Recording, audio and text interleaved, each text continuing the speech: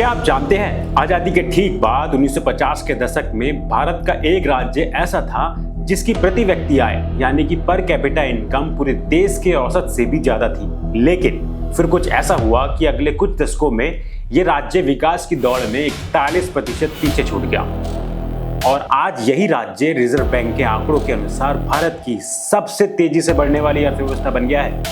जी हाँ, हम बात कर रहे हैं असम की। चाय के बगानों, ब्रह्मपुत्र की लहरों और सिलीगुड़ी कॉरिडोर से जुड़े इस राज्य का राजनीतिक और आर्थिक इतिहास किसी हॉलीवुड थ्रिलर से कम नहीं है।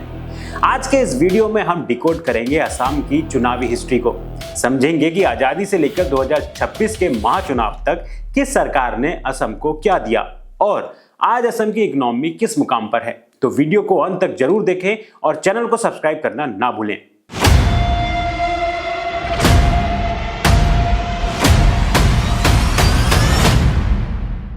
कहानी शुरू होती है 1952 के पहले विधानसभा चुनाव से। विष्णुराम मेधी और बिमला प्रसाद चालिहा जैसे मुख्यमंत्रियों के नेतृत्व में कांग्रेस ने असम में एक मजबूत पकड़ बनाई। यह दौर बुनियादी ढांचे का निर्माण का था। इस दौर की सबसे बड़ी उपलब्धि थी 1962 में ब्रह्मपुत्र नदी पर बना सरायघाट ब्रिज। इस एक पुल ने पूरे नॉर्थ ईस्ट की किस्मत बदल दी और गुवाहाटी को एक बड़े कमर्शियल हब में तब्दील कर दिया। लेकिन विकास की शांत सतह के नीचे भाषाई और जनसांख्यिकीय यानी कि डेमोग्राफिक बदलाव का एक ऐसा ज्वालामुखी सुलग रहा था जिसे जल्द ही फटना था। 1971 में बांग्लादेश बना और वहां से भारी संख्या में अवैध प्रवासी असम आने लगे। अपनी पहचान और जमीन छीनने के डर से 1979 में शुरू हुआ ऐतिहासिक असम आंदोलन, जिसका नेतृत्व AASU ने किया। यह आंदोलन 6 साल चला। इस दौरान तेल और प्लाईवुड की नाकेबंदी हुई, कारखाने बंद हो गए और अर्थव्यवस्था पूरी तरह चरमरा गई।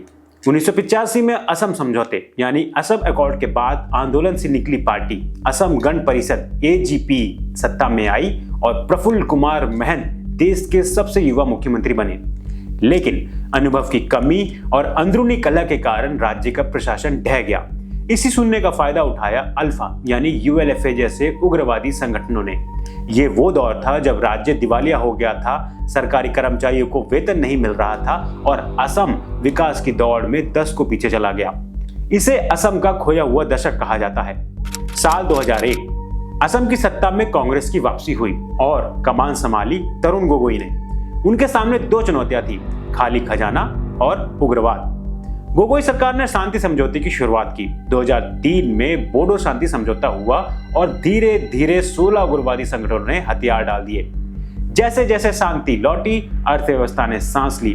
गोगोई के शासनकाल में जनता का बैंक डिपॉजिट 10,000 करोड़ से बढ़कर 76,000 करोड़ रुपए पार कर गया और कृषि उत्पादन में भारी उछाल आया। तरुण गोगोई लगातार 15 साल मुख्यमंत्री रहे और उन्होंने उस मजबूत इकोनॉमी की नींव रखी जिस पर आज असम खड़ा है। 2016 के चुनाव में असम की राजनीति में सबसे बड़ा बदलाव आया। कांग्रेस के किले को भेद कर भारतीय जनता पार्टी ने सत्ता हासिल की। सर्बानंद सोनोवाल और फिर 2021 में हेमंत बिस्व शर्मा मुख्यमंत्री बने। ये दौर एक्ट ईस्ट पॉलिसी और भयंकर इंफ्रास्ट्रक्चर डेवलपमेंट का है। सरकार ने बचे हुए सभी बड़े उग्रवादी गुटों जैसे बोडो, कार्बी, उल्फा के साथ ऐतिहासिक शांति समझौते किए, जिससे राज्य में उग्रवाद लगभग खत्म हो गया।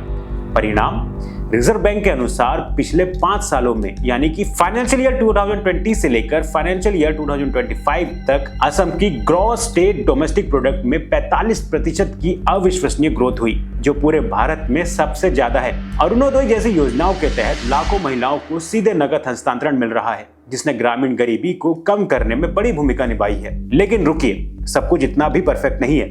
असम आज भी 2 बड़ी चुनौतियों से जूझ रहा है। पहली, ब्रह्मपुत्र की विनाशकारी बाढ़ जो हर साल करोड़ों का इंफ्रास्ट्रक्चर बहा ले जाती है, और दूसरी नागरिकता का अनसुलझा मुद्दा। NRC और CAA को लेकर समाज में आज भी एक गहरा तनाव और पहचान का संकट मौजूद है। अब असम एक नए मोड़ पर खड़ा है।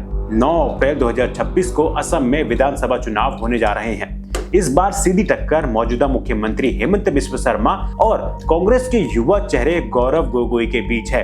क्या असम की जनता बीजेपी के विकास और इंफ्रास्ट्रक्चर मॉडल को फिर से चुनेगी या कांग्रेस कोई नया चमत्कार करेगी? आपको क्या लगता है? कमेंट्स में अपनी राय जरूर बताएं। अगर आपको असम के इतिहास का ये विश्लेषण पसंद आया हो तो वीडियो को लाइक करें और चैनल को सब्सक्राइब जरूर करें।